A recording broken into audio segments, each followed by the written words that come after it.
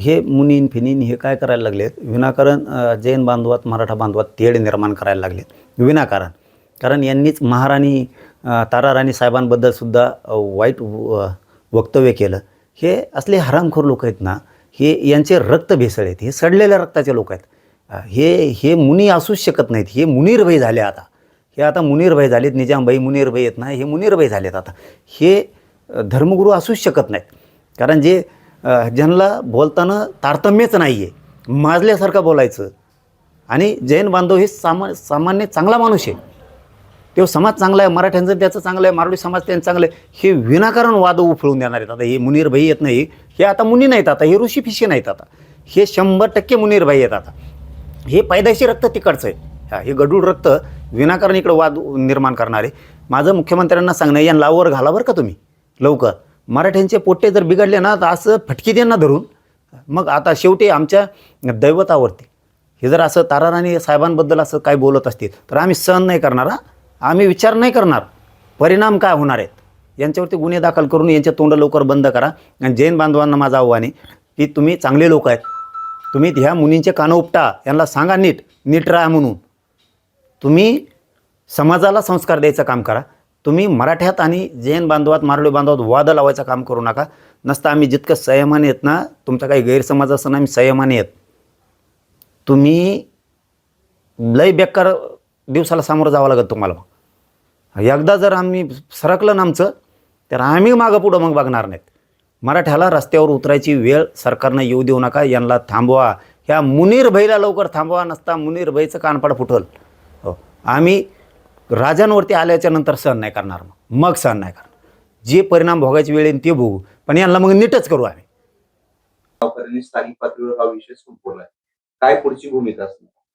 नाही, चांगलं झालं की आपल्यातला वाद मिटला. शेवटी छत्रपतीचा सन्मान करणं ही आपली सगळ्यांची जबाबदारी आहे. छत्रपतींना आपल्या सगळ्या समाजाला एकत्र ठेवलंय आणि त्याच विचारानं आपण सुद्धा पुढे चालणं खूप गरजेचं आहे. खूप आनंदाची गोष्ट झाली. रात्री पण SP साहेबांनी सोलापूरच्या सांगितलं होतं की आम्ही बसून 100% मिटवणार आहेत. म्हणूनच मग आम्हाला जाहीरपणानं आपला दौरा टाकता आला नाही. परंतु कौतुक करतो मी सगळ्यांचं की पुढचे होणारा मोठा वाद टळलाय. आता याच्या पाठीमागं कोण होतं, काय होतं हे पोलीस प्रशासनानं शोधून काढलं पाहिजे. परंतु खूप चांगलं झालं की हा वाद मिटलाय. दोन्ही बांधव धनगर आणि मराठा गुन्ह्या गोविंदाने गावात नांदतील. फरांदे बाबांचाही मला काल फोन होता की तुम्हाला यावंच लागतंय. ते धर्मगुरू आहेत धनगर समाजाचे. आणि मराठा समाजाचा एक फोन होता की तुम्हाला यावंच लागणार आहे. आपण बसून तोडगा काढू. मी त्याच वेळेस बाबाजींना, म्हणजे फरांदे बाबाजी आहेत, त्यांना शब्द दिला होता की शांततेत बसून वाद 100% मिटला जाईल. वाद कुठेही होणार नाही. ते काय आता असते 4-2 असते, ते हुल्लडबाजी करते, इकडचे 4-2 तिकडचे 4-2. म्हणून एवढा मोठा प्रेमानं वागणारा राज्यात समाज मराठा आणि धनगर यांच्यात वाद निर्माण होऊ द्यायचा नाही, या भूमिकेत मी 4 दिवसापासून सलग होतो. आणि ते खूप चांगलं झालं की तो वाद मिटला. पण ते लक्ष्मण हाके म्हणजे हा वाद आधीच मिटला असता, गावाचा विषय होता.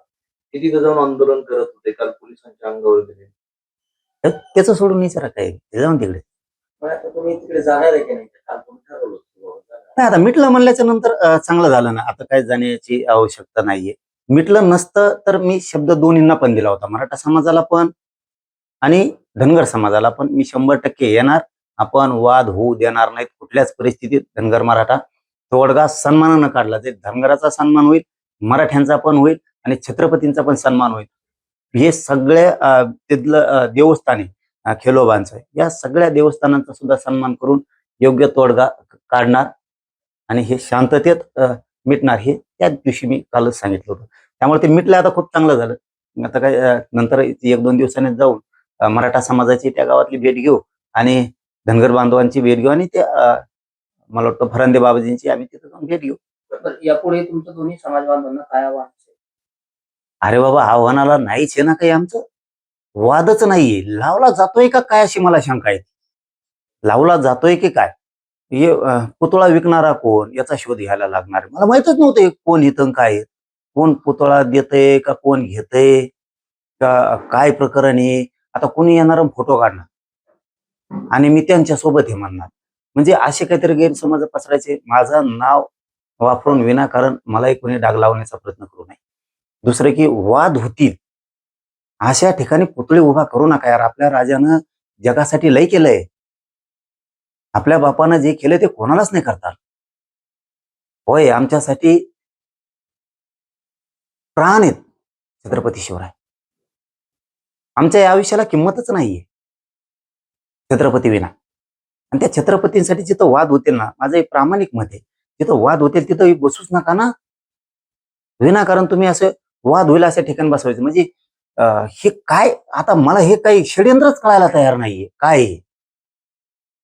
षड्यंत्राला केलं की झाला जाती दंगली सुरू.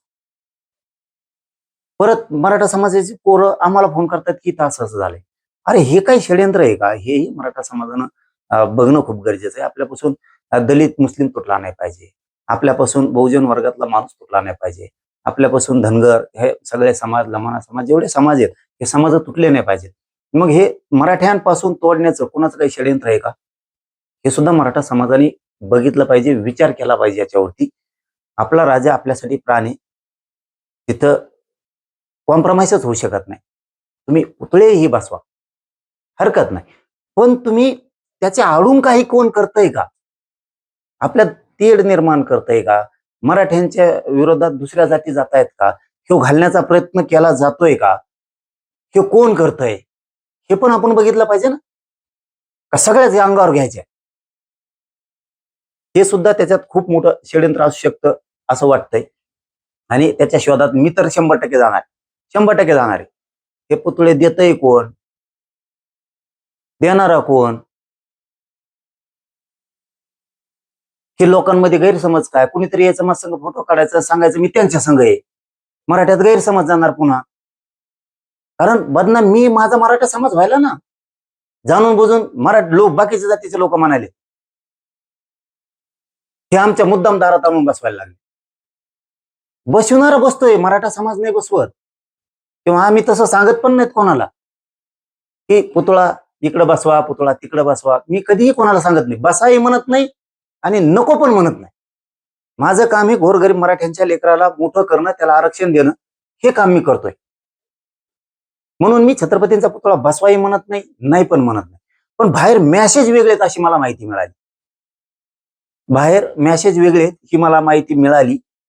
म्हणून मी आता ते शोधात लागलोय की ही टीम कोण कोण आहेत बाबा? पुतळा कोण विकतय? कोण कुठं नेऊन बसवतय? जाणून बुजून हे कुणी बसवलाय? असं काही आहे का? याचा शोध घेतोय मी. शंका घेत नाही.